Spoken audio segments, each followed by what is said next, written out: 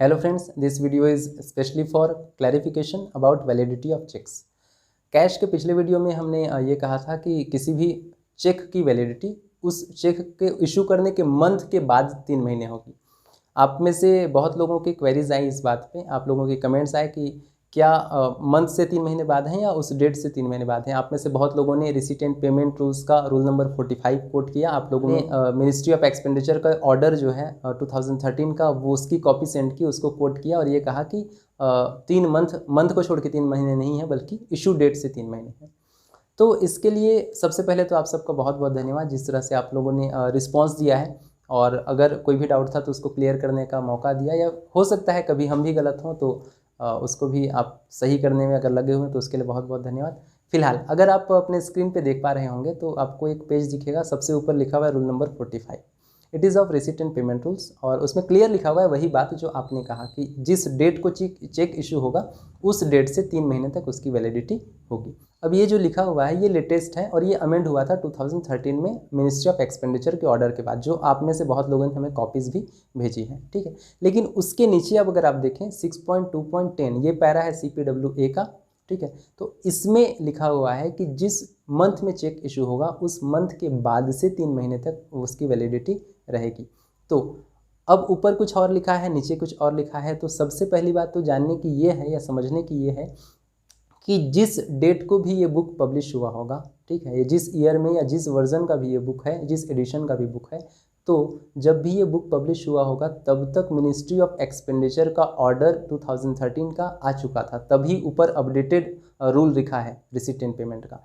लेकिन उसके बाद भी ये जो पैरा 6.2.10 है उसके लिए कोई भी चेंज प्रपोज्ड नहीं लिखा हुआ है। इसका मतलब ये है कि रिसीट एंड पेमेंट रूल्स में अमेंडमेंट होने के बाद भी CPWA में कोई अमेंडमेंट फिलहाल प्रपोज नहीं किया गया है, ठीक है। तो ये पहली बात हो गई। दूसरी बात, अब हमारे पास प्रॉब्लम ये है कि रिसीट एंड पेमेंट रूल्स में कुछ और लिखा है और CPWA चूँकि अभी तक इसने अमेंडमेंट को चेंज नहीं किया अपने पैराज में, तो इसमें कुछ और लिखा है। तो हम ये माने या वो माने, तो इसमें क्या है कि हम पढ़ेंगे एक्सटेंट ऑफ एप्लीकेशन चैप्टर 1। आपने या तो टेक्स्ट पढ़ा होगा या फिर हमारा वीडियो देखा होगा, तो आपको एक चीज़ क्लियर होगा कि हमने कहा था कि जितने भी यूनियन गवर्नमेंट से रिलेटेड वर्क्स हैं उसमें CPWA कोड एप्लीकेबल होगा।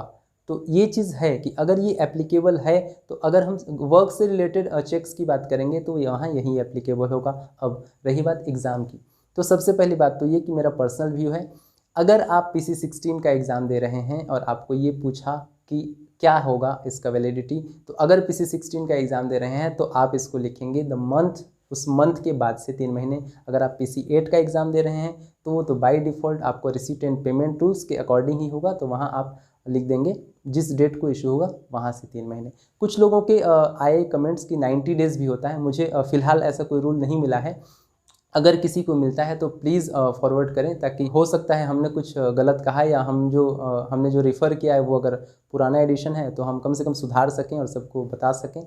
तो again thank you very much, आप लोगों ने जितना सपोर्ट किया, आप लोगों ने जो रिस्पांस दिया उसके लिए। और ये कन्फ्यूज़न रहा है लंबे समय से, कहीं कहता है कि डेट ऑफ इशू से 3 महीने, कहीं लोग कहते हैं कि जो मंथ ऑफ इशू है वहाँ से 3 महीने। तो दोनों चीज़ें यही हैं, मतलब फैक्ट ये है कि रिसीट एंड पेमेंट रूल्स में लिखा हुआ है जिस डेट को इशू होगा वहाँ से 3 महीने, और CPWA के टेक्स्ट में फ़िलहाल मुझे अभी तक कोई प्रपोज्ड चेंजेस नहीं दिखा है जिसमें ये कहा हो कि जो रिसीट एंड पेमेंट में वो अडॉप्ट कर लिया गया है। So that's all for today's video, clarification about validity of checks.